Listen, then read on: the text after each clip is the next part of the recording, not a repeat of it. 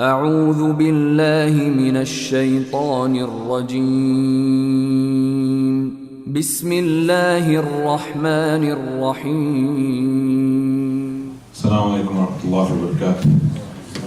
الحمد لله والصلاة والسلام على رسول الله وعلى آله وصحبه ومن والاه. Welcome you all today. Alhamdulillah. We're going to have Brother Mohammed Hijab, who's from down south, which a lot of you will have seen him on YouTube, etc. Inshallah, I'll be giving a lecture today on the Fitnah and associated trials and tribulations, you could say. Inshallah, I'll pass it over to him, so waste no time. We've got to 7:30 already. Inshallah, Brother Hijab.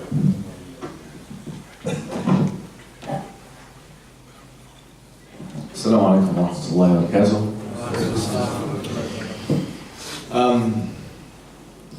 I thought about the title of the lecture or the interactive session that we're going to have today, and I thought about the best way to deliver this, and I also thought about a secondary issue, which is the question of what is the best thing I can convey to you that you can use. So what we're going to do inshallah today is I'm going to go through some principles which I believe are very important for self-development, okay? And I'll tell you how that links to fitnah and all that stuff. That's number one. Number two, I want to go through with you guys, if we have time inshallah as well, some important Dawah principles or some important Dawah techniques which can be used so that inshallah you can be effective in Manchester, and then you can also teach these principles to other people, and there can be a multiplier effect in the way that these principles are used. And if this is done correctly enough, then inshallah this will mean more people will become guided to the straight path. So we'll start with the first part of the session, which discusses the issue of how to avoid fitnah. Because the truth is, fitnah is trials or tribulations, and there are many of those which we face on a daily basis, right? I mean, especially if we have our mobile phones with us, that's a fitnah in and of itself. Social media is a fitnah, internet is a fitnah, your workplace is a fitnah, your family can be a fitnah in another sense.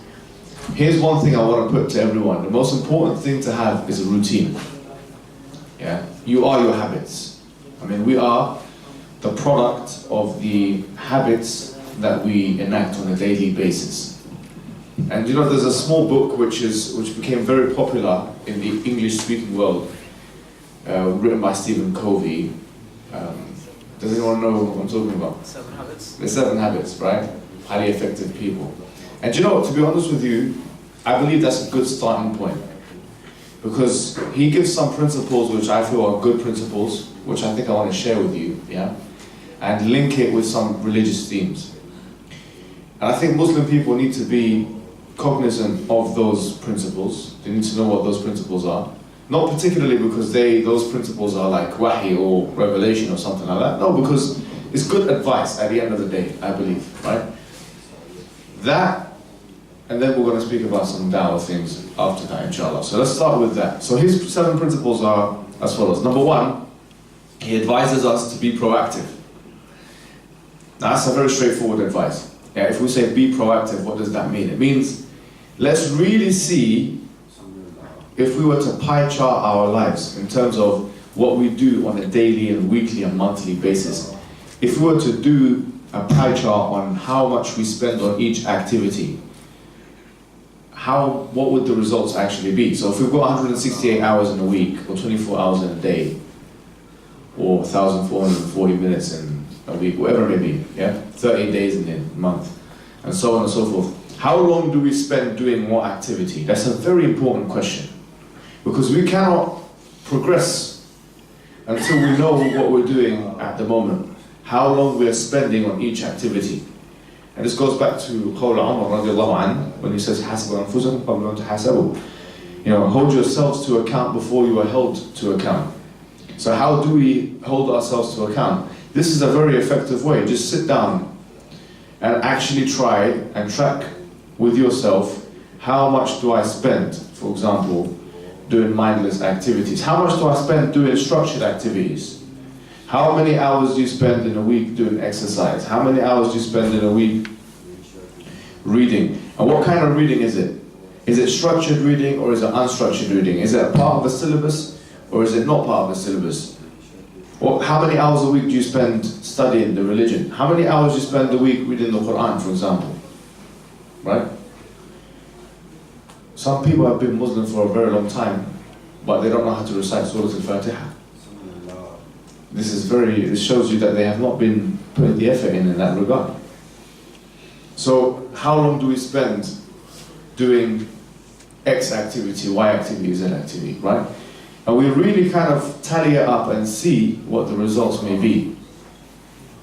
So I've actually got something for you on a practical level for this. Yeah, on a practical level. I've just made a quick Excel sheet, which you can get from my website, kbyh.co.uk, yes? It's on the articles section. You can go to that section. And I've just put like a template of an Excel sheet, which for me, this is the kind of things I put in. Like, for example, I'm just sharing my own way that how I use it. Every day I say, okay, how much time have I read Quran? For example, I've done Muraja Quran. X amount, yeah? How much time have I done, have I taught my family members?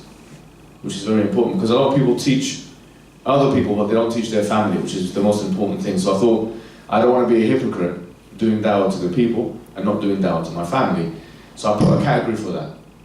How much time do I spend trying to acquire knowledge myself?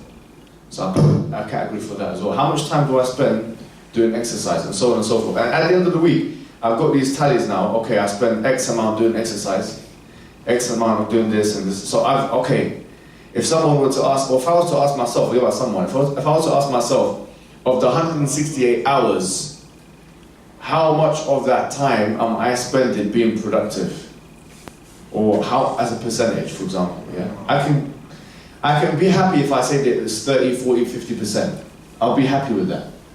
But what you'll find in the beginning is, it kind of sieves out the rubbish that you're doing in your day-to-day, because you might find that you're not doing any of those things. You might find you're not doing, or you're spending a lot of time. I mean, I did this experiment in North London one time, yeah? Because I used to have this kind of, I used to be a tutor after schools for the students, like year 9, 10, 11 especially. I used to teach them English. For a very long time I did it, right? Maybe 4 years actually, yeah? And I used to hang around with the kids, and we used to speak about life and how to organize life and whatever, yeah? And we did this exercise. We spent a good half an hour to an hour doing estimates of how long they spend doing all the activities. It ranged, you'd be surprised, some students, and this was where it became humiliating for some people, they spend more time in the toilet, like going for the call of nature, than they do reading books, for example. You know, you'll be shocked and surprised as to how unproductive you may be as an individual. Some people spend more time eating food than they do praying. Eating food is maybe 5 or 6 hours a week. It's a lot. I used to be quite obsessed with this kind of thing. I figured out how long I spend in the toilet as well. Yes, I figured out how long I spend eating food. So now, I don't eat just like that. I eat and listen to something. Do you get it? Like, I spend a lot of time driving a car. I'll be honest with you, I memorized probably about 90% of the Quran just driving.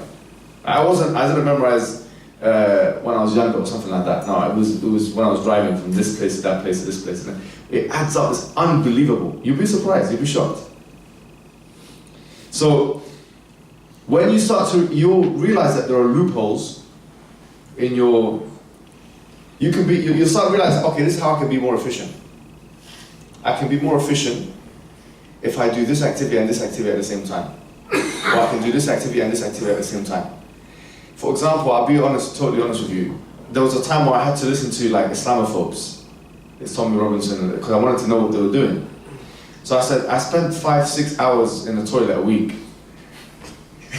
I'm not gonna just sit in the toilet and do nothing. When I'm going to the toilet, I'm gonna listen to this guy. Just as a humiliation to him, right?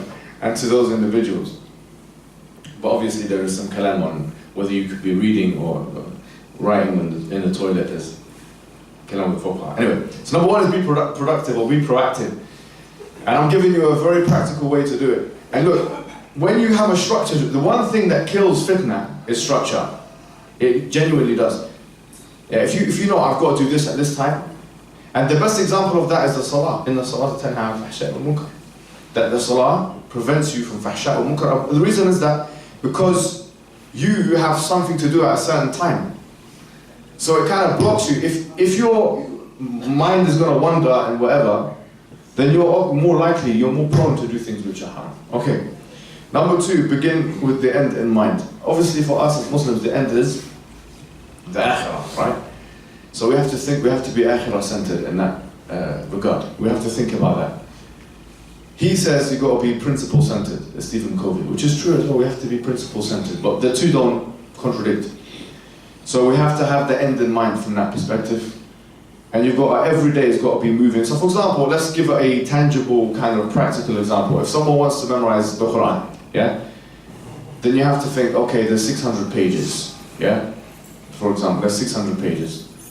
So if I want to do this in 3 years, how many pages do I have to learn? How many pages do I have to go through each week? Or how many pages do I have to go through each month or whatever it is? So you can work it out. Like, it's not a very difficult calculation. And then you have that end in mind and you're working towards it.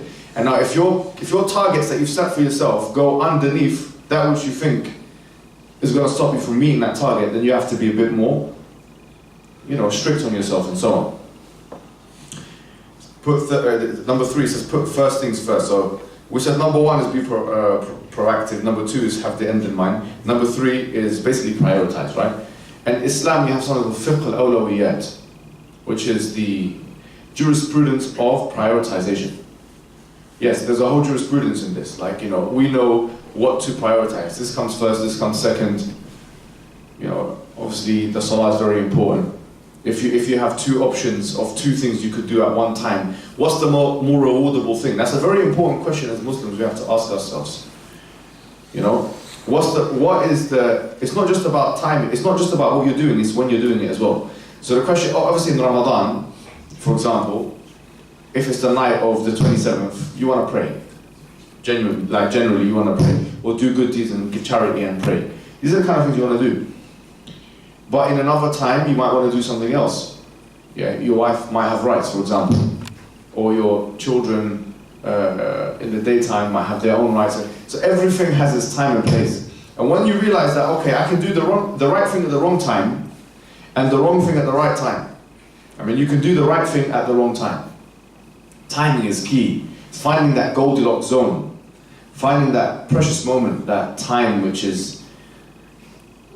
basically your action will be most appreciated in. And that's an important thing. So that's number three. Number four, he says think win-win. When he says think win-win, he explains it as do something that if you do it, not only you will benefit, but there will be a reciprocation effect. So in other words, the other person will benefit as well. So in other words, he says 3 or 4 choices. One choice is if I do something which affects you in the negative. Another choice is if I do something which affects both of us in the negative. And the third choice is if I do something which affects me in a positive but you in a negative. And the fourth choice which affects me in a positive and you in a positive. So he's saying that do the choice which affects me in the positive and you in the positive. Because he says that's the most effective way of dealing with people. And in the Quran it says, إِدْفَعْ بِالَّتِي هِيَ أَحْسَنُ. Especially with Muslims. And this is not to say that this is not with non-Muslims as well. And because the Prophet Muhammad says, that you have to love for your brother what you love for yourself. And in the Daqiq, for example, his Sharh of An-Nawawi's 40 hadith, he says here, your brother could mean your brother in humanity as well, which is interesting. It's not just your brother in your faith. And he says that the best thing you could want for them is guidance. So when we're talking about win-win, the transactions we should be having with people is that what I want for myself, which is guidance, is what I want for my brother in humanity as well. It's not something that you can be selfish with, Islam. It's got to be something that you want to share as well. But he's saying it's better to think win-win than think win-lose. So in other words, it's better to think, okay, me and you will both benefit from this venture, rather than I'm going to benefit and exploit you. And he's saying that exploitative attitude is problematic because it could end up in a problem and so on and so forth. The truth is, sometimes you need to take something from someone. It's true, because we live in the world, and especially in the capitalistic environment. But you should avoid those transactions, basically. And you should be thinking that, let me do something which will benefit myself and the other person as much as possible. So let's go through them again. So be proactive, number one. Number two, begin with the end in mind. Number three, put first things first. 4, win-win. And number 5, seek to understand, then to be understood. So he's basically saying, have the emotional intelligence, have the empathetic skills. And this is something I suffer from. It's a problem for me. Like, you know, it's a problem for a lot of people, me included, right? Having emotional intelligence enough to think, and I know that concept is being bombarded now in like psychology, right? Is it real intelligence or not? Whatever, just use the phrase. Now, the question, when we're empathetic and we have that positive reciprocation with someone, that reciprocity effect of them wanting the best for you and you wanting the best for them is a very important thing. You've got to think that if I do something for someone else, then both of us are going to benefit from that.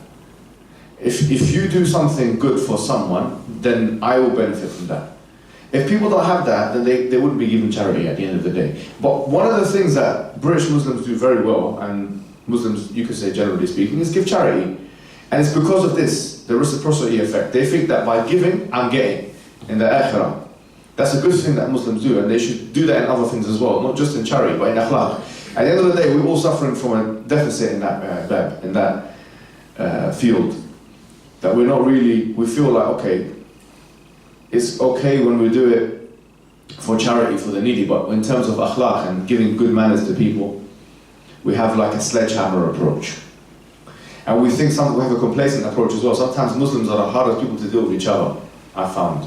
Sometimes a Muslim can deal with this belief like an atheist or Jewish or something, and it can be better for him, to be honest with you. Because the Muslim is complacent, he's thinking, this is my brother, he will understand if I have a shortcoming. But the people from a little bit further communities or something like that, they have something to prove to each other.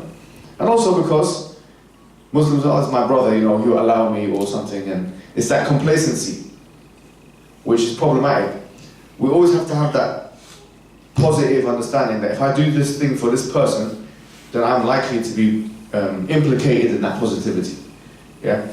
So it's true. Number 6, he says synergize, which in his understanding is bring people of different. I mean, if you're a mathematician, if your field is mathematics, if you're very strong at maths, you don't want to be hanging around with all mathematicians because you're going to be a one-trick pony, if that makes sense. If you're someone who's very good at language, then if all of your friends are linguists, then it's problematic, right? Because when a mathematician comes, then you're going to be in trouble. I had a debate one time with a mathematician, okay? Now that's not my field. And he was a professor as well. I don't know if I told some of you guys the story, but basically this guy, he was from, I think, Munich University. And he came and I valued maths like on a higher level after this happened.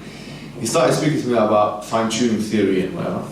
He says, I've seen your video on the fine-tuning, which we'll come to, inshallah, when we talk about the Dawah. And he said, but you're not, why are you using total probability? Why don't you use base theory? Because if you use base theory, which I don't know what that meant by that at that time, I'm sure some of you do know what it means. Because if you use base theory, these are the numbers you're going to get. So he threw some numbers at me. He sent me the numbers on Facebook Messenger, whatever it's called. So I looked at the numbers. And I didn't know, it was like me reading Chinese basically, I didn't know what was going on. So I looked at him, and I used to work in the city, in London, yeah? I used to work with like back in the days, you know, when I was 19, 20, 21, I used to work with very rich people, and I used to try and bluff my way through transactions with them. It's something I still do actually, in the field of Dawah. And in the field of being a husband and a father.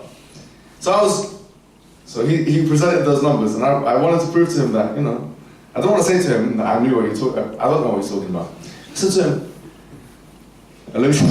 I wasn't smiling. I said to him, "Are you sure about those numbers?" And then he looked at them again, and he said, "What do you mean?" I said, "Look." And with all confidence, like I have no idea. This is like gibberish to me. Wallah, it's like numbers, and he had some symbols there and everything. I said, "Look." So I've just looked at it now. I said, "Are you sure about the numbers that you've just given me?" And then he started speaking. I said, "Listen, I think you need to review the numbers." You need to review the numbers.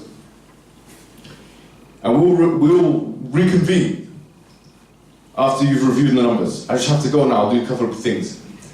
So I went to some of the brothers that had studied mathematics in UCL University. And I said, "What's this, man?" So they sat down together, some Somali brothers, mashallah, they were very intelligent, very good at maths. And I showed it to them, I showed this, what's going on here. And they sat together, and they said, "He made a mistake here, actually." So I was happy with this, I said, "Are you sure he made a mistake?" He said, "Yeah, look, telling me this mistake he made." I said, "Okay, no problem." So I saw him again. I said, "I told you should have reviewed the numbers because you made a mistake here, right?" And he was like, "That was just a typo, that was a..." So I said, "Look, now that you've made that mistake," and then I completely changed the conversation and I moved into a different thing, philosophy, something I know something a little bit more about. The point is, if I didn't have those friends around me, I couldn't have come back and done this. When I do debates, for example, I don't depend on my own knowledge. I'm always communicating with people who know something I don't know. Because if I came and just tried to, this is my research, it's very limited. But it's the combined resource pool of what we have all collectively found.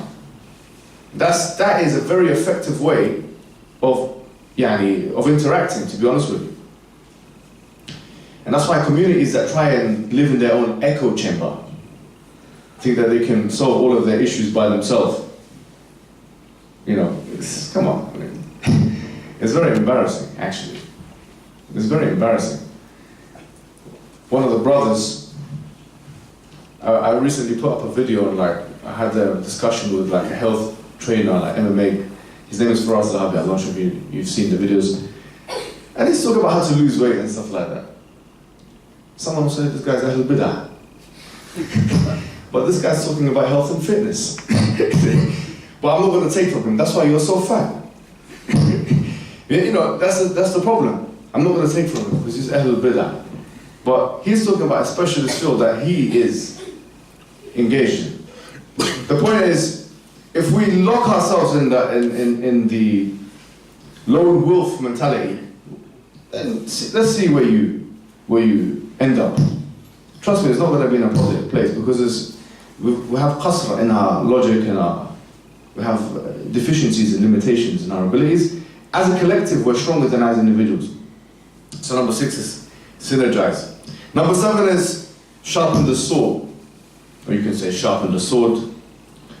Or since we're in, what's the area called here? Alongside? Say sharpen the knife. Yeah? No, I'm only joking. No one should be sharpening the knife. Put the knives away. And that's another mas'ala altogether. But in sharpening the sword, in the sense, is getting good at whatever you're good at, right? Spending time, getting good at your craft. Little things make big differences. And in Islam, we have something like ulum al-ala. Ulum al-ala are very important, like for example, grammar. Aristotle, he said, you've got to be good at 3 things. Aristotle, he said you've got to be good at 3, and he's right, and these 3 things is true. He goes, you've got to be good at grammar. Number 1. He said, number 2, you've got to be good at logic. Yeah, formal logic. And number 3, he said you've got to be good at rhetoric. Balagha, in Arabic. So these 3 things, if you're good at them, you'll be able to convince people, you'll be able to progress. And for those who say, studying logic is not allowed in Islam, then don't study logic, study usul fiqh, because it's the same thing. If you see something, Aristotle wrote a book called The Organon. It's quite a big book, it's called The Organon. And if you look at it, you'll think it's usul fiqh mahd. That's what you'll think it is. It's basically usul fiqh. Because he says this is what a sentence looks like. This is the khas, this is the am, this is mutlaq, this is muqayyad. No, it basically is the principles of usul fiqh are basically logical principles. That's what they are. So if you feel like you don't want to follow that opinion, no problem. Study usul fiqh, which is logic. It is logic. Anyway, someone will say, brother, you've come to the masjid and already you're spreading philosophy. I'll say, what, brother, you're making a philosophical argument against me? Someone tries to say, well, brother, we don't believe in studying logic. So, oh, you're making a logical argument, are you? He goes, you're studying philosophy, you're teaching philosophy. So that's a very philosophically astute point you made there. Because there are obviously some ulum madhmuma. But usul fiqh, a Westerner would look at that and say, this is philosophy. By the way, usul fiqh could easily go in the philosophy department. There's no doubt about that. There's no doubt about that. Anyway, so these are the 7 things. These are the 7 points of the highly effective person that we should do. Let's quickly summarize. We don't need to know this off by heart, right? But just basically be productive, be proactive, yeah? Number 1. Number 2, think of your goals, dunyawi and ukhrawi if you like. Number 3, put first things first. In other words, prioritize your time. Number 4, win-win. So you're trying to ishtiraki, you're trying to come into this with someone and you're trying not to take from them but give them and they give you at the same time. Number 5, seek to understand, be empathetic with people because if you're not good to people, they won't be good with you. Number 6, synergize, meaning if you're good at one thing, find someone who's good at something else. And number 7, sharpen the sword, which means, work on these things which are very, very important, which you're not going to use, things like grammar. You're definitely going to use, grammar is everywhere, like you need to know grammar. So these are the things. And by the way, and this is something else, grammar is logic as well, which is philosophy, which is ajib. Yani you think, how's grammar philosophy? In the sense that, for example, let's say a fi'al amr. A fi'al amr in Arabic is like an imperative verb. The verb that's being talked about is going to be in the future. It's going to be in the future. So you can't put the fi'al amr, you can't make it in a past tense. It's impossible. Because it will break the law of non-contradiction. So there's things like that which always, the law of non-contradiction is a philosophical precept, or is a logical precept, which without it, grammar wouldn't function, it couldn't work. Easy example, tanween and alif and lam can't go together in the same word. Can't say al-kitabun, you can't say this. Al-kitabu or kitabun. Because one is ma'araf and one is nakira. So you can't have nakira and ma'araf at the same time. So in that case, why can't you have it? Because it breaks the law of non-contradiction. So that's which is a logical / philosophical precept. Anyway, the point I'm making to you is this, is that if we have those 7 things in mind, inshallah, the fitan that we have, which are the result of not having too much time basically, and not having direction in life, they will go away. But if you're a loser, you're a person who spends more time in the toilet than he does reading books, basically, just to end your... If you spend more time in the toilet than reading books in a week, then wallahi you're a loser. You're a loser. Yeah? Or you could be listening to an audio link, or listen to Quran or something. That all counts. But if you're spending more time in the toilet or eating food than doing that, then the animal has defeated you in intelligence, probably, and productivity.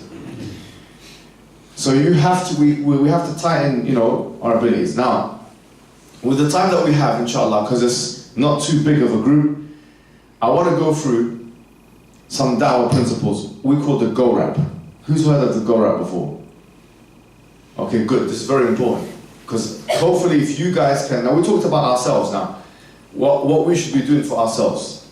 The call to action, just to wrap up on this point, the call to action is to track what you're doing. You have to track what you're doing. You cannot just leave yourself to live a life, because you are the product of what you consume on a day-to-day basis. If you continually just consuming social media and television, you have some ridiculous statistics, subhanAllah, of how much people watch TV on a day-to-day basis. People can watch 3 hours of TV a day, which is like a part-time job, and spend another 3 hours on social media doing brainless activities. That's 6 hours a day. What's 6 times 7? 42, yeah? See, I told you I'm not that good at maths. Well, that's why you're here. Synergize, yeah? You see, 42, right? So 42 hours, maths is like a full-time job. Why waste time? Wallahi, that is a big waste of time. I'm sorry. That is a big waste of time. And we all fall prey to this kind of thing. So we need to keep reorientating our structures and our plans to, okay, how many hours am I spent today doing X? Start with the Quran. Because the Quran is the most important thing you want to prioritize after a prayer. After you're doing your fara'id and your prayers and stuff like that, let's see, how much time are you spending memorizing the Quran a day? Let's make it easy for everyone. How much time are you spending on that? On a serious level. Some students of knowledge, they do all of these things. They've gone through this book, and have you gone through that book? Yeah, I've gone through that. But you haven't spent time with the Quran. So what's the point of this? You haven't gone through the Quran and go through other books. That's weird. I'm not saying you can't read the Quran, you can't do this and that at the same time. But if you're stopping the Quran and then doing the other thing, then you something wrong with you, because you think that the kalam of man is better than the kalam of Allah subhanahu wa ta'ala. Is that what you think? No. So we have to, let's put the Quran as the priority. How many hours? Set yourself an hour a day at least, inshallah. 1 hour a day. And do it, for me, I agree with the idea that you should do it by time and not by, for example, how long you can memorize a page. Because some people can memorize a page in 1 hour, and some people can memorize it in 10 minutes, which are like freaks of nature that can do that, yeah? But some people will start an hour and a half, and then they'll end up doing it in 20 minutes, and then they'll still they're still doing 1 page a day, but that means you're doing an hour, you're doing an hour less than you used to do of Quran. So it's about time, how long you spend with Allah's book, rather than how long you spend memorizing Allah's book. It's more important, because you want to be doing it more of the time. The whole point of it is that it's forcing you to read it more and understand it more. So have a target for yourself, inshallah, from that perspective. We all have targets, and we can all sharpen up on what we're doing. That's number 1. Number 2 now, and this is called habitude. Developing habits. If you develop good habits, you become a good person. If you develop these habits, for a long period of time, you'll be very effective. And you won't even realize you were that effective. After 2 or 3 years, Allah, look what I've amassed of knowledge and this and that. It'll be amazing. You can really do some damage with this. Talking about doing damage. So the GORAP is an acronym we use in the Dawah, and this is going to be an interactive session, inshallah. I'm going to try and create this interactivity here. Is an acronym we use for, if you approach someone who's a non-Muslim, for example, how would you approach them? What is the step-by-step process you're going to use with them? So the GORAP, if you want to write this down, you can. G stands for God. So, God, you want to prove the existence of God. Some people say, you don't need to prove the existence of God, just tell them to worship Allah. I've heard this. This is the wrong approach. And the evidence for that is that Ibrahim had a whole logical discourse with the polytheists. And Allah subhanahu wa ta'ala says, تِلْكَ حُجَّتُنَا آتَيْنَا إِبْرَاهِيمَ عَلَى قَوْمِهِ. This is the hujjah, listen to this, that we gave Abraham upon his qawm. نَرْفَعَ دَرَجَاتٍ مَنْ نَشَاءُ. We raise and ranks whoever we want. So the hujjah, you have to present some hujjah, which means an evidence. So you start with an evidence, the Quranic argument, خُلِقُوا مِنْ غَيْرِ شَيْءٍ أَمْ هُمُ الْخَالِقُونَ. So this can be said in 1,000 ways. But the one I'm going to go with today is just the Ghazalian type one. Ghazali, Abu Hamid Ghazali. Where he says, everything that begins to exist has a cause. So you try and force an agreement from that, because it's true. We don't have an issue with that. Everything that begins to exist has a cause.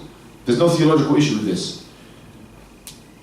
So we say to the atheist, do you agree that everything that begins to exist has a cause? If the atheist says, yes, I agree with this, then we say to the atheist, very good.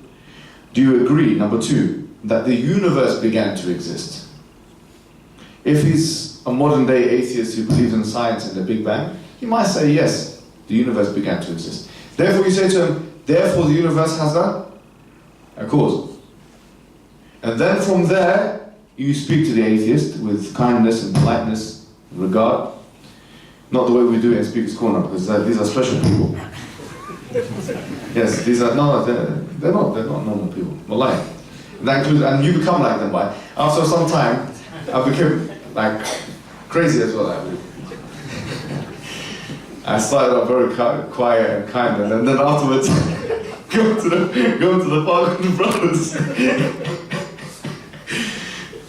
You lose your mind, I think. And that's why they say the shrink needs a shrink after a while, isn't it? Like this. Anyway. So if you say to them, do you believe that everything that begins to exist has a cause?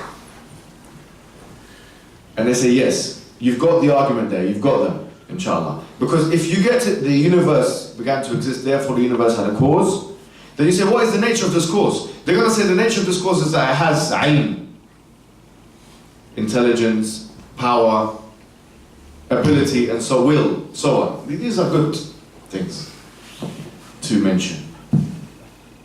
So after you mention them, they'll say, okay, well, what do we call this cause then, right? We call it Allah. And they've, really for all intents and purposes, they will stop being atheist. That should signal the end of their atheism. This point should signal the end of their atheism. So let's try this out with the brother here who's got quwwah on his hand, which means strength. So pretend I'm an atheist. Okay, what's your name? Zakaria. Zakaria, mashallah. Now, say pretend I'm an atheist and you come to me, what would you say to me now? How would you start a conversation? Well, I've actually had a bit of experience with this because I've had quite a lot of non-Muslim friends, so whenever we get on the topic of Islam or God, first I like to ask them the reason why they don't believe in God, and then I get their reason for that. So I don't have any evidence. Yeah, it's a very good, nice. So I say I don't have any evidence for God's existence.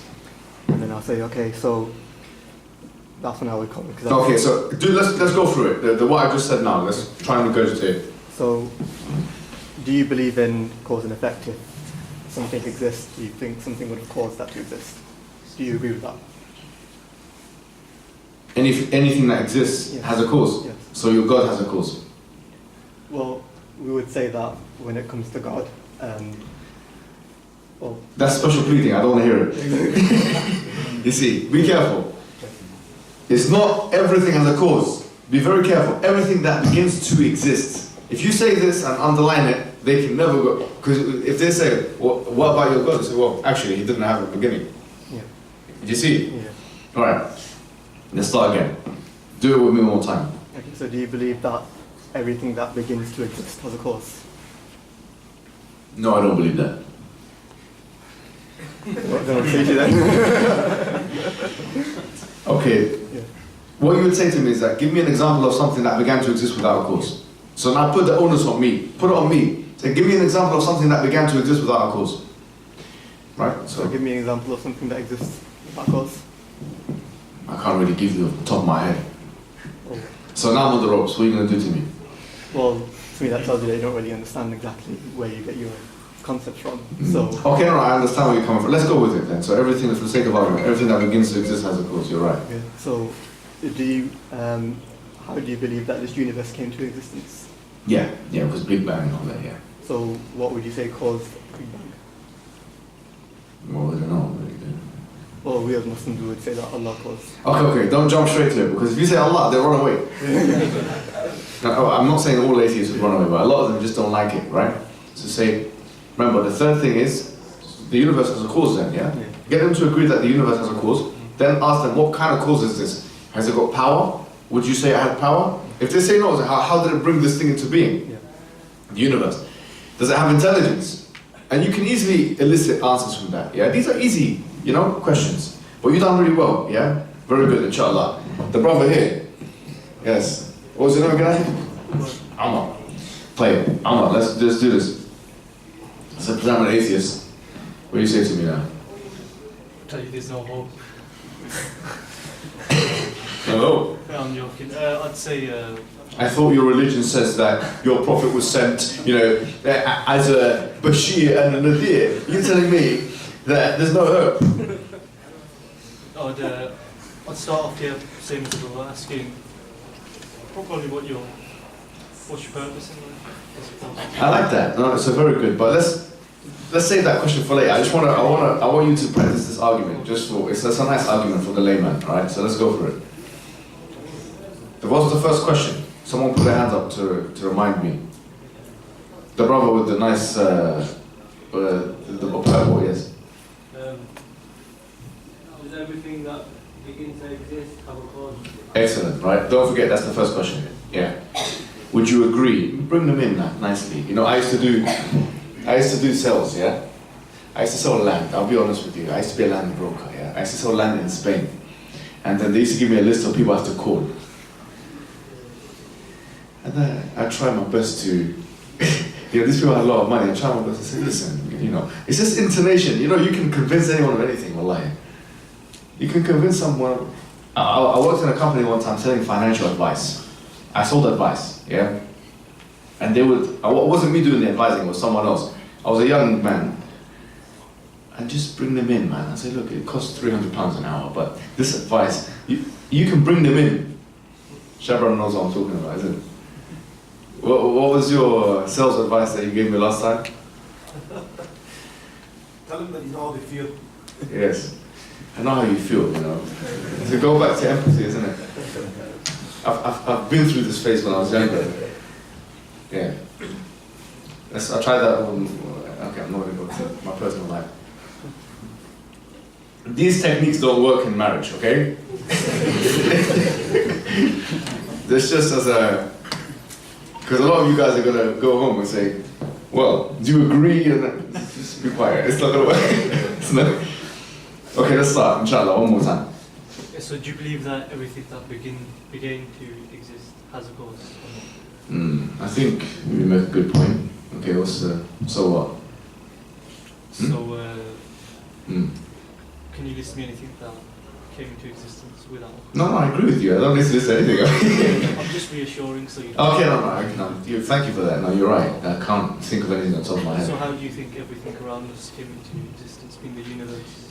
Don't jump straight, yeah? Number two is, did the universe come into existence? Yeah? This guy with the spectacles. I'm wearing the spectacles as well nowadays. Come on, let's go for it. What's your name, Akhi?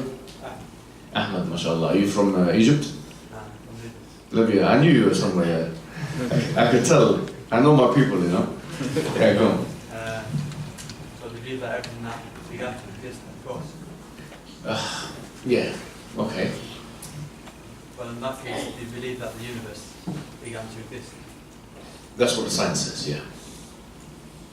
So, do you believe that everything? That the universe had a... Of course. Okay, so what? It doesn't have to be God. Why does it have to be God? Why trying to shove religion down my throat every time, you people? I'm walking down. I'm only joking. Making me go crazy. Yeah. So, well, that must mean that everything has a cause. Everything began to exist. Everything has a cause, which means there must be a fate. Okay, don't jump the gun straight away. Tease them a little bit more, Yeah. Don't just do your thing and leave. Just come on, slowly, elicit, bit by bit, bring them close, bring them close. What kind of thing did it? So what's the nature of this cause? Well, I was in a news agent one time, and there was a drunk man there, and I was getting something to eat. And I said, I'm going to tell you something right now, yeah? And I just felt like doing that to this guy. So I'm going to tell you something Did I say this? There's another story about when the guy looking for a prostitute became. I'll tell you that story first, actually, because I want to show you the impact of suspense has. I was walking in a place called Queensway in London. Yeah, seriously, I had a big jacket on. I was with two of my good friends, and I was walking in Queensway. Guy come to me. He's from America. He's a tourist, and he's asking me where the prostitutes are at. Yeah, he thinks I'm a pimp or something. Yeah. Because I was wearing a big jacket, I had a big beard, he must have thought, what's this guy? He doesn't know that. Anyway, I said to him, okay, you want prostitutes, yeah? So I thought, how am I going to make this into a dawah opportunity? I said, look, I'm going to give you something that, trust me, you're not going to want to, I'm going to shock you right now. And he was like, yeah, go and tell me. He was bringing out his phone and everything, getting excited. I said, oh man, I'm going to tell you. Man, but if I tell you, make sure you don't tell anyone. And building him up, and he looked like he was going to jump on me. He looked like he was going to jump on. I said to him, look, man, there's something I need to tell you. I said, there's something deeper than that feeling. And then I went into a spiritual discussion and talked about Dawah and stuff. And Wallahi, I became Muslim at the end. Awesome billah Ali. I came out of McDonald's. Yeah, Wallahi, I was eating McFlurry. And he was outside waiting for me. He said, you know, and Wallahi, and that day 2 people became Muslim, him and another guy. I was on the road, like, when you have the energy. You know, and I started walking, I was happy that he became Muslim, I took his number, and then I saw like a homeless man outside of Tesco's, right side, you know, because McDonald's and Tesco's next to each other. I said to him, what's your religion, man? Because I was excited, and I said, come on, tell me. He goes, I'm Christian. I said, let me tell you something. And when you have that confidence, wallahi, it's so important. It is very important, man. If you're doing da'wah, make sure, yeah? Don't be hesitant. Don't be hesitant. You have the truth. What does how you go there? Trinity? Come on, please. Okay. On to that point. So it goes G for God, and then 1 for oneness. GORAP is the acronym, yeah? 1 for oneness means now you have to prove to him why there cannot be more than one God. Yeah? If there was more than one will, there would be chaos. The Quran says, La fasadata. That the heavens and the earth would have been destroyed. Why? Because if there's more than one ultimate will that wants to move this bottle, let's say one God wants to move it this way, and one other God wants to move it that way, what's going to happen? If it goes that way, then there's only one God. If it goes that way, there's only one God, because the other one is weaker, and you can't have a weaker God. If it stays the same and there's compromise, then both of them are weak and neither of them are God, because you don't need to compromise if you're a God. Therefore, there can only be one ultimate will. Therefore, there can only be one ultimate will. That's an easy case to make. And the Quran says, لَعَلَ بَعْضُهُمْ عَلَى بَعْضٍ. The moment a God needs to compromise or is defeated, then that God is no longer a God. And therefore, the fact that we have order in the world and uniformity in the laws of nature, if you like, that's an indication that God exists. Because there's one ultimate will that's powering everything and keeping everything consistent. So who wants to elaborate on what I've just said? The brother there with a nice hat in the back. Yourself, yes. So, if God is God, and his attributes means that he has control of everything, and he himself is out of existence or that cause, then if he wants to will something, and ultimately he wants to do something, then nothing can be greater than him. So if there's more than one God wanting to do two different things, in and of himself, they both defeat each other. Excellent, brilliant. That's a perfect answer. But just make sure that obviously if you're speaking to them, break it down, because sometimes for the first time of hearing it, someone might not get it, but you articulated it, mashallah, very nicely. And that's a very good answer, yeah? So we talked about God and then oneness. Now, revelation is important. I use 3 arguments nowadays, okay? There's 3 arguments I use for revelation. One of them is the argument from prophecies, which I think is a very easy argument, yeah? Very easy because it does not require language access, yeah? It's simple. The Quran says this, the Bible says this, you know, which is, for example, the Quran says the Romans will defeat the Persians in 3 to 9 years and so on, yeah? This is a prophecy. The Quran says that the Arabian Peninsula will be taken over by the Muslims. That's a prophecy. The Prophet tells us Islam will spread to these countries, to Egypt, to Yemen, to Sham. And you know, when you're speaking to a layman, you don't have to go into too much detail. You just tell him, the Prophet of Islam said, when Islam was such a small thing, that Islam was spread to Egypt, to Yemen, to this place, to that place. It will even go to Sindh and Hind, yeah, which is India and Pakistan, present day Pakistan. It will go to these places. There's a hadith of Thawban where the Prophet Muhammad said, زُوِيَ لِي الْأَرْض فَرَأَيْتُ مَشَارِقَهَا وَمَغَارِبَهَا وَإِنَّ اللَّهَ سَيَمْلِكُ وَإِنَّ أُمَّتِي سَتَمْلِكُ مُلْكَهَا مَا زُوِيَ لِي مِنْهَا.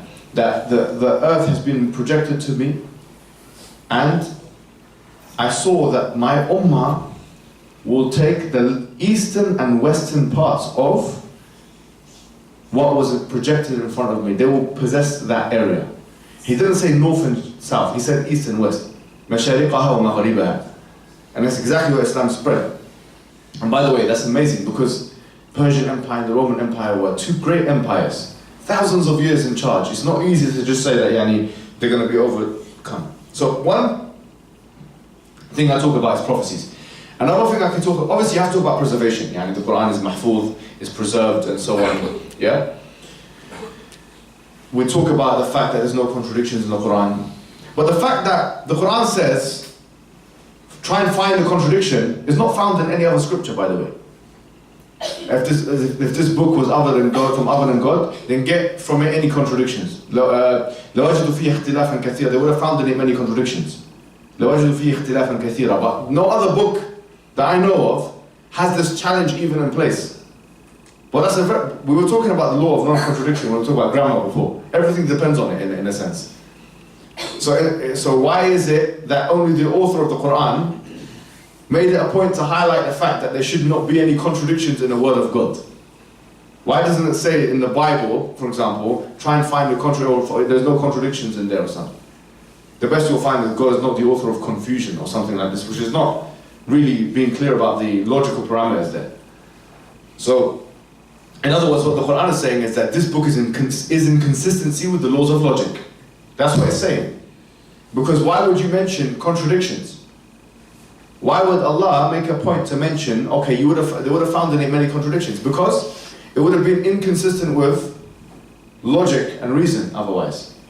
So what the Quran is saying, therefore, is that this book is not inconsistent with logic and reason. This by itself is the most powerful thing you can say, because a Christian will say, well, I believe in this book thing, I believe in the Trinity or whatever, because of faith. I say, look, if your faith contradicts reason to this level, to this extent, then how can you accept it?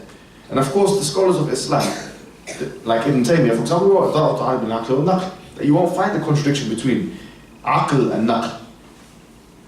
Aql meaning the intellect, and naql meaning the textual evidences. You might find a contradiction between someone's understanding of certain phenomena, like science, for example, or even logic as an extension, or as an antecedent to science.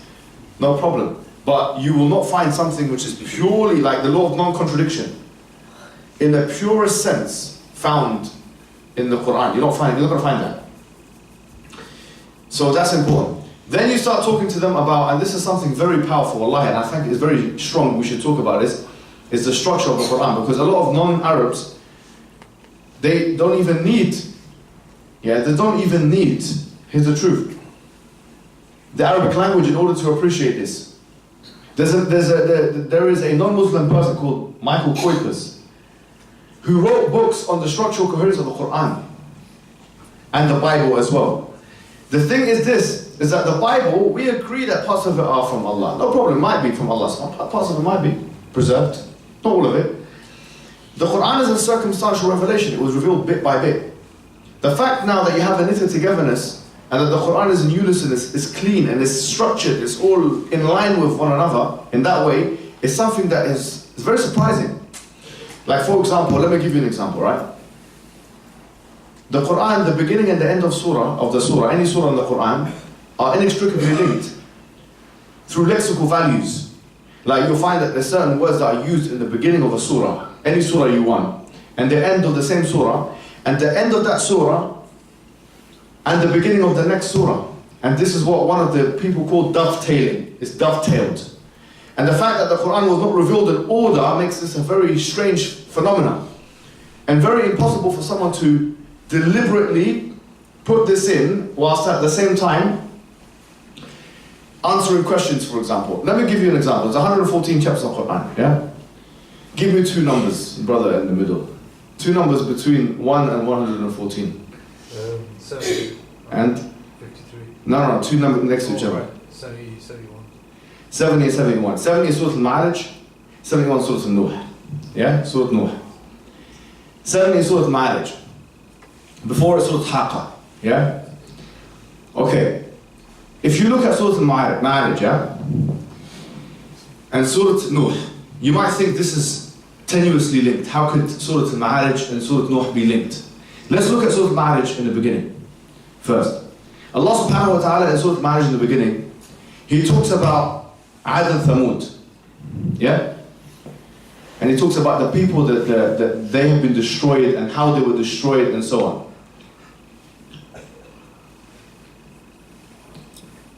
And He talks about the Yawm al-Qiyamah. And He says that it's worth 50,000 years of our reckoning and so on. If you look at the end of the surah, what does it talk about? Yawm al-Qiyamah once again. It talks about what's going to happen to the people, the reckoning, the final reckoning and so on. The beginning of Surah Al-Nuh, you find the same theme.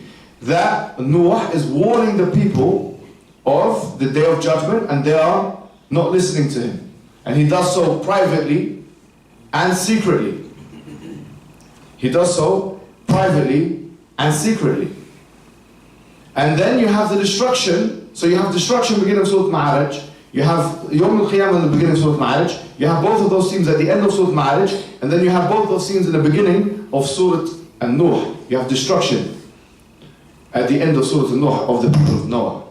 After dua has been made against them, and Noah asks Allah subhanahu wa ta'ala, says, لَا تَذَرْ عَلَى الْأَرْضِ مِنَ الْكَافِرِينَ دَيَارًا. Don't leave in the earth any of the kuffar. Yani, the ones who actually disbelieved in the message. And then he talks about the mu'mins, the ones who have believed. And that's the dua in the end of Surah Al-Nuh and the beginning of Surah Al-Jinn, which is chapter 72, the next chapter. Allah talks about the believing jinn. And at the end of Surah Al-Jinn, He talks about a believing man. إِنَّهُ لَمَّا قَامَ عَبْدُ اللَّهِ يَدْعَوْهُ. يعني this, it keeps going on like that. And then in the beginning of Surah Al-Muzammil, which is the next surah, it talks about the most important believing man, which is who? Ya ayyuhal Muzammil, Prophet Muhammad sallallahu alaihi wasallam. When he believed in the message and he believed in Islam. And then at the end of Surah Al-Muzammil, you have the believing people again. Who? The ones who just newly started to practice. So you see this theme, it runs throughout the surah. This is just one example. I'm just doing it on the top of my head. I'm showing you that it's very possible. If I were to sit down and write the things properly, I'd give you better results here. But what I'm saying is, the Quran has a knitted togetherness which is not explainable easily through, okay, the fact that the Quran, the Prophet, he deliberately done this. Because it was all responsive. There were parts of Surah Al-Muzammil, for example, which are Makki. It was a Makki surah, but there were parts which were revealed in different times than other parts. Like there were 2 verses in the beginning that were revealed at one time, and another time that, it wasn't revealed in that order. So you see, how could it be that all of this is put together as like a pearl necklace? Everything is in line with one another, but at the same time it was a circumstantial revelation. So this is a structural coherence of the Quran. So we've given 3 examples. We've talked about preservation, we talked about the fact that, we've talked about no contradiction, the logical aspect, we've talked about the linguistic aspect, the fact that it de-scoped everything that the Arabs have ever come with it before. Let me tell you something really interesting, is that there's lots of criticism of the Quran by the disbelievers. But no Arab at that time, and they were the experts in the Arabic language, said a word of criticism in terms of the Arabic usage. How comes? It's ajib, isn't it? How comes none of them said, okay, this is not good usage, this is not good Arabic? You didn't find them say that. How comes? Why don't they say that? We have some things in our hadith which, for example, the satanic verses, they bring this up to disbelievers. Where it's a fabricated hadith or weak hadith, whatever it may be, where Prophet ﷺ supposedly praised who? The false gods. It's a fake hadith, but it's still there. No one chucked it out. No one threw it away. Yeah? It's still in the books. It's there, but it's with a weak chain or a fabricated chain or whatever. How comes we don't find anything with a weak chain or a fabricated chain or anything which says that these people were mocking the Quran, saying it's a bad use of Arabic language? Because they knew, everybody knew, that this is something on a higher level. So the Arabic language is something which we receive from testimonial, that is something deep. This is a deep use of Arabic language. They scoped everything that existed from the poetries that existed before. And they had some deep poetries before, you know. Like for example, they had Al-Mu'allaqat al-Ashr. They had written these poetries, they've hanged them up on the Kaaba. Antar ibn Shiddad. You know, it's quite interesting if you read the poems. They were good at, wallahi, they were good at language. And this guy was a gangster, you know, Antar ibn Shiddad. Yes, he was like, if you find a thug, then be more of a thug than him. Because he used to throw, you know, the sword. He says, I never threw a sword except that it reached, or I never threw an arrow except that it reached the target. He's a proper gangster, yeah. But he used to elaborate his thing, like the gangsters do nowadays. With rap, he used to do with poetry. And they used to love that poetry. People, there was a culture of loving the Arabic language and loving poetry. So they knew what was good and what was bad. They knew what was effective usage and not effective usage. And when the Quran came, no one said this was ineffective or ineffectual in its usage. So the Arabic language, the structure, the preservation, the logic, the fact that even on a scientific level, we say science is not perfect, and it can be rethought and so on, but the Quran can be thought of as quite closely correlated to science comparative to other ancient texts. Which means, for me, I don't have to reject that much of science as a Muslim in the 21st century. Whereas as a Christian, I probably have to believe that the universe is only 6 days old or something like that. And I have to deny that dinosaurs existed. And by the way, they have a movement like that in America. They avidly deny the existence of it says that Satan put the fossils there. I mean, we don't have to go through them hoops. Yeah, okay, with the theory of evolution, some slithers of it, it doesn't fit with our thing. Yeah, true. But it's not to the level where we have to deny like geology and no. It's little things here and there which happen in history. So this is deep. It's a consistent book on those levels. So what did we talk about? We talked about God proving his existence. Who remembers the argument? Yes, can you go through it quickly? So if I was an atheist. So, everything you see, do you agree that everything that begins to exist has a cause? Then? And then you would say yes, or you would agree. Yeah. So I would say that, okay, everything around you that's began to exist has a cause. So the universe which we live in, does that have a cause as well? Begin to exist. Did that begin to exist? Yeah. And if you say yes, which you would have to, then you would have to agree that also this has a cause. The universe. Yes. Yeah. And then you start asking about the cause. Good. How would you say that there's only one God, logically speaking? Because if there were two gods, it would have been, what's the word? There would have been a conflict. Yes. And if one God wins the conflict, then obviously the God that lost is not God anymore. Yeah, that's very good. And the Quran, you know, I just noticed today I was going through Surah Al-Mu'minun, and this is where Allah says that you know, if there was more than one God, that one God they would have tried to outstrip one another. Yeah. At the end of Surah Al-Mu'minun, Allah Subhanahu wa Taala says, those who disbelieve in Allah and they believe in a God which has la burhan lahu. He has no burhan, which means he has no evidence to his. And you believe in a God with no evidence. Do you get what I'm saying? So, what evidence is he talking about? That surah was talking about logical evidences, by the way. Because if you look at the argument that Allah made in that surah, only 10 or 20 ayahs before, it was a logical argument. So it's not just a fitri, it is fitri, yes, 100%. It's very important that we believe in God as an innate state, but it's also a rational argument. Okay, very good. Who remembers 2 or 3 things that we talked about? How about yourself? When now you want to present the Quran to someone, how would you prove to them that the Quran is from Allah? So the prophecies. Yeah. I was given, for example, when people will say at the end of time. Yeah. the barefooted Arab Bedouins will... That's a nice one. Beautiful. يَتَطَاوَرُونَ فِي الْبُنْيَانِ, yeah? That the Arabs will be competing with one another for the highest buildings. Are we going to pray right now? No. Oh, okay. Oh, is that AC then? Yeah. Another thing that could be said about the Quran, like, Yeah. is the most convincing thing actually is that there's lots of things which are statistically very improbable if Muhammad Sallallahu Alaihi Wasallam was to write the Quran himself. Like The fact that you said it was dovetailed all the pages. But if you look at probability, the probability of two things happening at the same time, it has to be multiplied, so it makes the probability very, very small. Don't do what that guy said in base theory now. You're going to come and tell me base theory. That's the big thing, isn't it? Yeah, no, you're right. Yeah. Do you know this thing with numbers, by the way, yeah? You know, like, you got this website that talks about mathematical miracles of Quran. You've got to be careful with them, because some of them do... No, I'm not saying that. I'm saying, like, the probability that Muhammad Sallallahu Alaihi Wasallam would have predicted that Yes.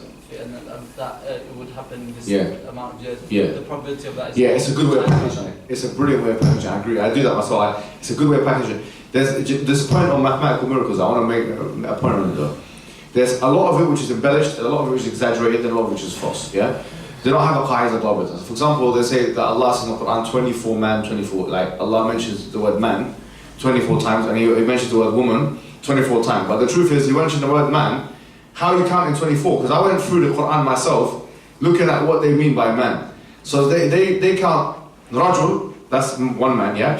Rajulan, they'll count that as two, yeah. Which is the dual form in Arabic. You have rajulan, rajulain, and rajulain, yeah. Marfu'a, mansub, majrur. So they all say rajulan, that's two. So they'll count 1 plus 2. That's the. And then when it comes back to counting the day now, because they say it says the word day 365 times, they won't do the same thing. Yo man, why are you not adding the 2 like you did with the rajulan? Yeah. So I'm a critic of that. And there's another thing that I would say is that also they don't اعتبر the qira'at. A lot of them, there's 10 qira'at of Quran which are mutawatir. What they say applies to one qira'at and not the other sometimes. However, having said this, there are some things which still apply. So for example, the word Adam is the same in all qira'at. Isa, the same in all the qira'at. And this is just one thing I've definitely checked. I can tell you this for a fact. If you look at in Surah Al-Imran, it says, إِنَّ مَثَلَ عِيسَى عِنْدَ اللَّهِ كَمَثَلِ آدَمَ خَلَقَهُ مِنْ تُرَابٍ ثُمَّ قَالَ لَهُ كُنْ فَيَكُونُ. That Adam is like Jesus, that he created him from dust and he said to him, be and he was. Adam, in all qira'at, he's mentioned 25 times in the Quran. And so is Isa. Isa is mentioned 25 times in the Quran. But Allah says Adam is like Isa. And if you count up until that time, it's both 7, by the way. And this is not something which is... you can't say that it's all wrong. Because there are some things in the Quran that are like that, which are very deliberative. That if you count the amount of times this is mentioned, wallahi, it's true. Yeah, and even within the qira'at and stuff like that. And many scholars have spoken about it and agreed with it. Like Ad-Dad al-Shanqiti. And he's a good one to cite because he knows the qira'at properly. If you go to a lot of the scholars, they might know the qawaid, but they don't know the qira'at, which in this inquiry is not good for me. Because I want someone who knows the qira'at for this inquiry. So a lot of this shanaqita, they agree with it. I've spoken to them myself and they say, yeah, do you know what, there are some things which if you count the words, they actually are, as we've just said, like Isa and Adam, etc. Now, having said that, that's another thing you can mention. You can say, look, how could someone, now I'm speaking to you, how can you count the amount of times you're saying Adam and Isa and stuff, especially if it's a responsive revelation? Ajib, wallahi it's ajib. It is very improbable. And you say the Bible has something similar. I say the Bible wasn't revealed circumstantially, my friend. And if it does have something similar, possibly because it was revelation from God, parts of it, no problem. Do you know what I mean? So we have a very strong argument there, and I think we shouldn't throw the baby out with that bath water. Yeah? We should stick to those arguments, inshallah. So yeah, we talked about God, we talked about the argument. Oneness, talked about the argument. Revelation, we talked about the argument. Now the last thing is you want to mention the Prophet Muhammad, his track record himself. He's a trustworthy man. He was known to the people of his community as trustworthy. No one criticized him on this level. They criticized him on many things. On many things, but no one said he's not trustworthy. No one said he's not. And this is very important, you know, because you can find a hadith of criticisms that he's a magician, that he's majnoon, he's mental, mentally unstable. They say, look, you're mentally unstable. But they wouldn't say that he's what? He's a liar. No one called him a liar. So how come someone he was known for all... And by the way, it's very difficult when you have 9 wives at one time. If you don't believe what you're actually doing, you're going home and you're praying for 4 hours at night. I mean, could you keep that up? I wouldn't be able to keep that if this is a big hoax. Praying for 4 hours at night, praying, doing this, fighting. One of the best, you know, the kuffar, not all of them, but some of them, the disbelievers, some of the enemy ones, some of them will say, your prophet was a very violent man. Yeah, they'll say this, they'll say he's very violent. I said, what do you mean he's a very violent? Say, because he loves to go war all the time, which shows you he's not a true prophet. I said, really? So I thought that was an evidence for his prophethood. Because if, for example, think of this, you're 40 years old man, think of this please. Think of this please. You're living a life, you have no problem with anyone in society. You genuinely don't have an issue with anyone. And out of nowhere, you do something which for 13 years means you and your friends are going to get beaten up, killed, yeah? So, and then after that you go to another place for 10 years and you have to do war after war after war. Ibn Qayyim al-Jawziyah said the Prophet had done 19 wars himself. He wasn't like these people, Donald Trump and this person, that person, go and do war and I'll sit here in the White House. You know, that's what they do nowadays. It's like you're in your ivory tower, you're in your comfy home and you're telling other fighters to fight. No, the Prophet fought himself. Now for me, how is that an evidence against his truthfulness? For me that's an evidence for his sincerity. Because if you're willing to put your life on the line, that is actually the most extreme evidence for someone's truthfulness. Because you're willing to die for it. And not only that, one of the predictions of Quran, Allah says, Wallahu ya'asimuka min an-nas. Allah's going to protect you from the people. The Mufassir won't say that means he's not going to be killed in these wars. So if he was killed, that would have disproven the message. So the fact that he wasn't killed after 20 expeditions, when so many people around him were killed, is an evidence for his prophethood. The fact that he fought so many times is an evidence for his prophethood. Because how can you go to such a very difficult state of living where you're fighting and you're doing this stuff? Very difficult. Your wife is complaining that she's drinking water and eating dates. That's the only thing they have and so on and so forth. This is, and why would you put yourself in that position? What you got to, and subhanAllah, when Islam started to spread, like properly, exponentially and so on, was at the end of his life. And the majority of expansion after that was when he was dead, sallallahu alaihi wasallam. You see what I'm trying to say? So what I'm trying to say is that, the point is, in a nutshell, we have enough evidence here from his character to show that this man was speaking the truth. And that he was someone that he is a reliable individual. And therefore, from an evidence perspective, from a testimony perspective, we know this man was speaking the truth. So when you go through, that's the go rap. That's the go rap. That's my version of the go rap. That's how I like to do the go rap, yeah? Which is God, oneness, revelation, and the prophets. If you go through all of that, and just explain to them that the Prophet Muhammad ﷺ was one of many different prophets that came. And they all came with the same message. The Prophet said, the Quran says, قُلْ مَا كُنْتُ بِدْعًا مِنَ الرُّسُلِ وَمَا كُنْتُ أَدْرِي مَا يُفْعَلُ بِي وَلَا بِكُمْ. I wasn't someone who was a bid'ah of the prophets. The word bid'ah doesn't come too much in the Quran, this is one of the times. It means I wasn't something new, I wasn't something innovative from the prophets. I came with the same message as all of the other prophets. You know, and this shows there's a consistency, there's a narrative there. We're not trying to cancel out what happened with Abraham and Moses and Jesus. I say they were all wrong and this is the right one, like what some Sikhs do. Some Sikh religion say, look, you know, they don't really have a narrative where he was, the Guru Nanak was really the final prophet or something like that. And by the way, that's enough to dismiss them, because are you telling me millennium after millennium, all the religious scriptures we're talking about, what was that about? Why did you come in the 1500s or 1400s?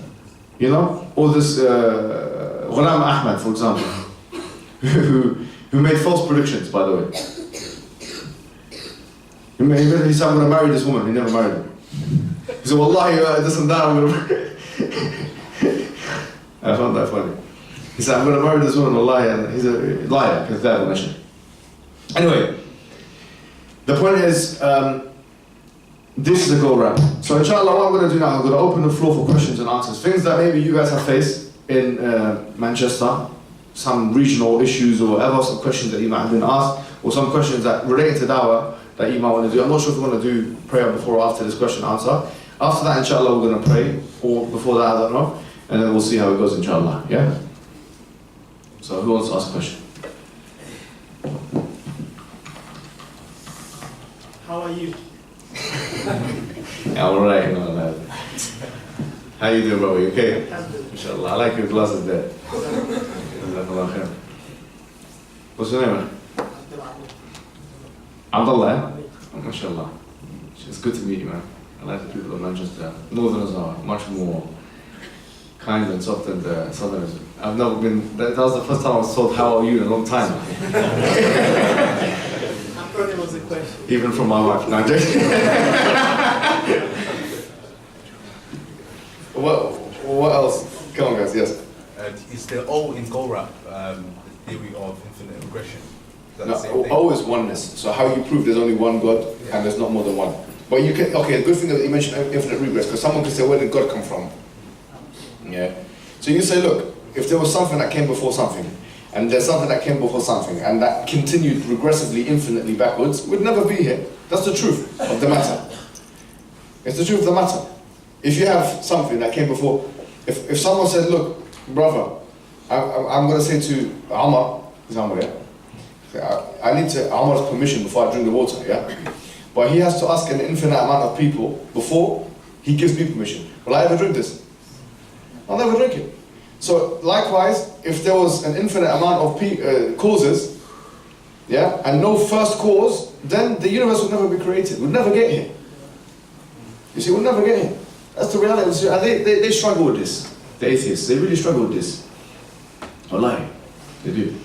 Yes. So yeah, sorry. From my experience, I've come across two types of atheists. Yeah. One who has the proper knowledge of science, Yeah. and the other who just do blind belief, and the strong blind belief that I mean by he doesn't know any research, he doesn't know the difference between hypotheses and theories and the fact, but he just talk like theory of evolution. You know, majority believe it's a fact, but it's not a fact. It's a missing link.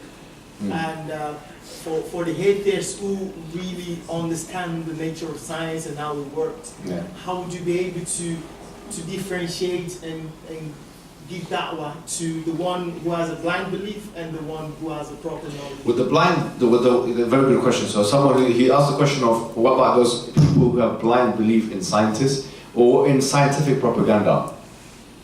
You have to show them where the scientific propaganda goes wrong. You have to explain, you have to, like anything, anyone, there's lots of muqallids in the ummah, yeah? I'm not talking about, wallahi, some taqlid is jaiz. Some taqlid is okay. I don't want to hurt anyone's feelings. I don't know if we can. Some of it is okay for some aami. It's fine. And not in aqidah, of course, and not in creed. But some of it is alright. When we go to the doctors, we ask them, we don't ask them, okay, tell me how you come to the conclusion that I need 2 shots of insulin. Yeah. Likewise, a completely ignorant person needs to taqlid. But science is not something which is absolute. Likewise, the madhab is not something which is absolute. If someone's doing taqlid, they should know that this is muhtamal. It could be right, could be wrong. Yeah? So you need to show them the best examples of where science has gone wrong.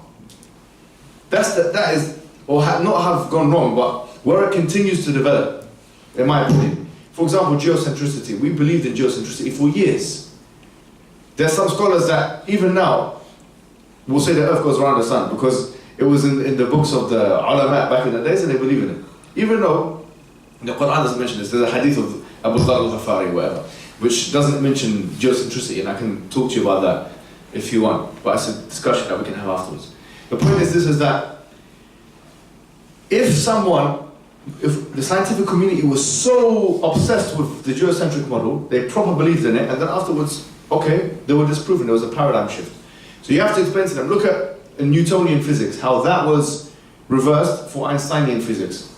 I mean, they completely, now it's not completely rejected, by the way, they still use Newton's notions, etc., but science is not an absolute, cannot be it's not even that it's not, it cannot be, for it's meant to be falsified. It has to be able to be falsified. If there was no method of falsifying science, then science would not be science. So if someone says, okay, well, this is exactly how it was, and they're using dogma with science, you say, look, man, are you okay? Because you're talking about this is how the human being came about, yeah? These are his ancestors, and these are his family members, yeah? These other hominids. How sure are you of this narrative? Because literally 10 years ago, you changed, wallahi, 10, 20 years ago, they changed their minds on these things. Even till this day, they talk about, okay, is it multi-regional hypothesis or the out of Africa approach? Was the first human from Africa? Or were those people that are in Russia now, were they like hominids and then they transformed into people in Russia right now? Yeah, so they'll tell, they have difference of opinion till this day on these issues. So if you have such difference, they will never publicize. They're very good. Their propaganda is the best in the world. Wallahi, they're clever. If we had the same thing with Islam, wallahi, people coming into Islam like this, but we have to fight each other in front of everyone on minor issues. They keep their usul things hidden. They keep their, seriously. One scientist will say, look, multi-regional hypothesis, which means that there were hominids everywhere and then there was an evolutionary process from there. The other one will say, no, it has to be out of Africa approach. That's a jidri. That is an asli matter there. That's a serious difference of opinion. It's not even a joke. You're putting a spanner, you're putting the cat in with the pigeons with that one. What happened? You don't even know what happened. If you're saying that the humans came from Africa and the other ones are saying it came from all over the world, which one was it? Can't be both. That's a contradiction. But they keep that quiet, and the year 9 students, what they give them is scientific facts. Come on, brother. That's a great propaganda what you've done for the year 9s there. And then the year 9s come to me when I used to work in the school. I said, well, I used to work in South London. And a Christian student, wasn't even a Muslim. I said, I don't understand this theory of evolution. I said, look, I'll tell you everything about it right now, in one sentence. I said, okay, I said, you see that tree outside that window over there? So she looked. I said, yeah, I can see it. I said, that's your uncle. Well, that's your cousin. The theory of evolution says we all come from a single cell organism and then we're all related, So I explained that, that's what the theory of evolution is. I'm not lying, but that's a grand myth. That's incredible. How can you get someone to believe such ghaib? Wow, man. And then you keep changing the story. It's like you have the revised standard version of the evolution theory, and then the King James version, and then the Richard Dawkins version, and then when will it end? Come on, please. Wallahi, their propaganda is good. I have to give it to them. I actually admire their propaganda.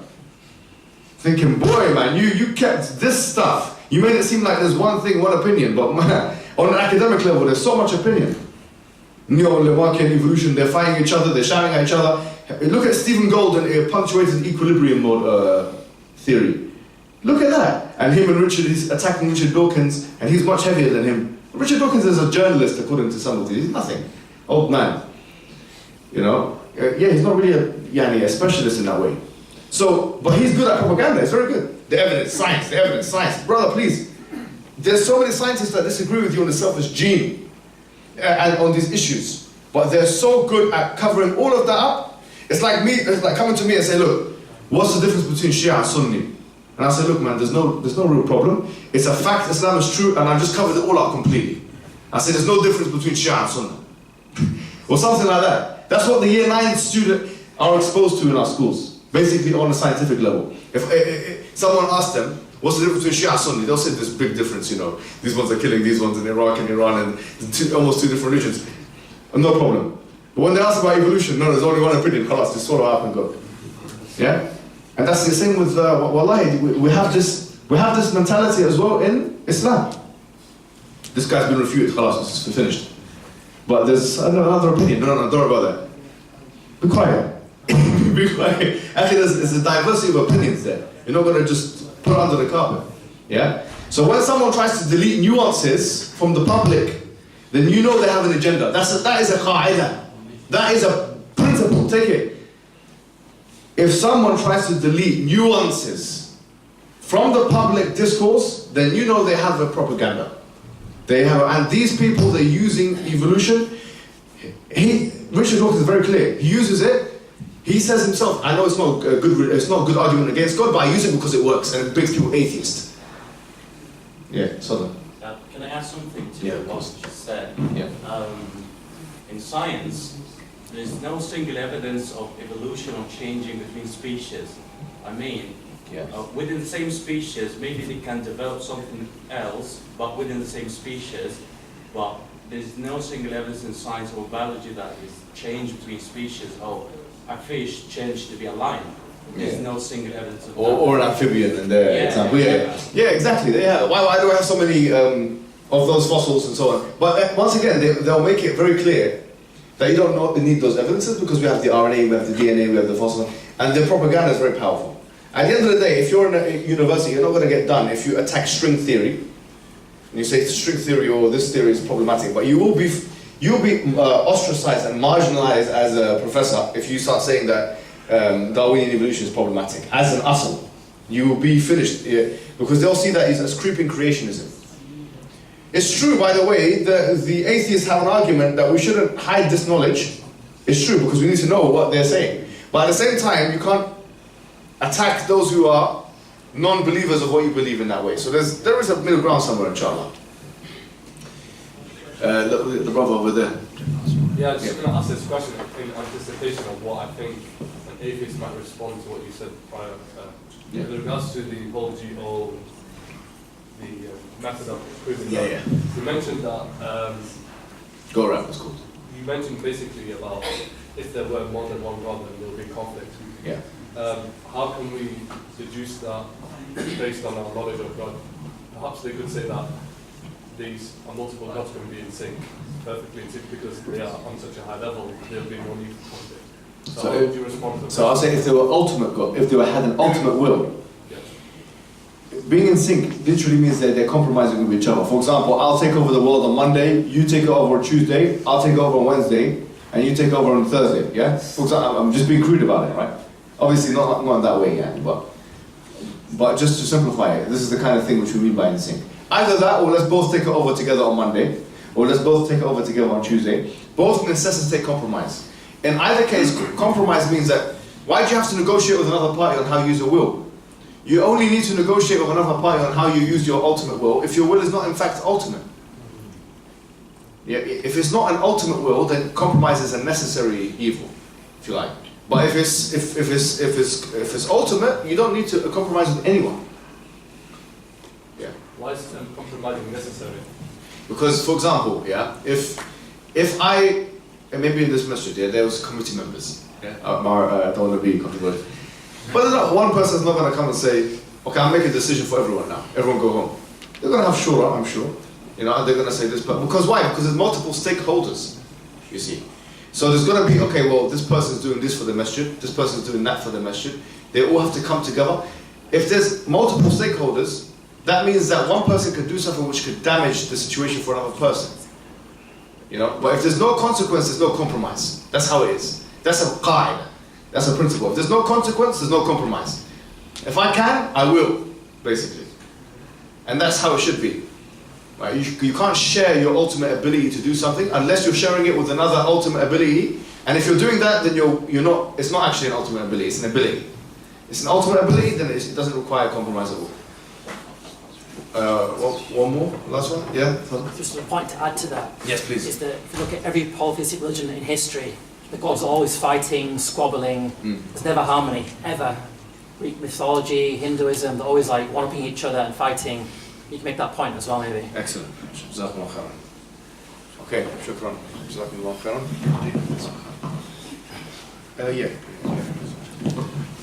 Jazakallah khairan to Brother Mohammed Hijab for that.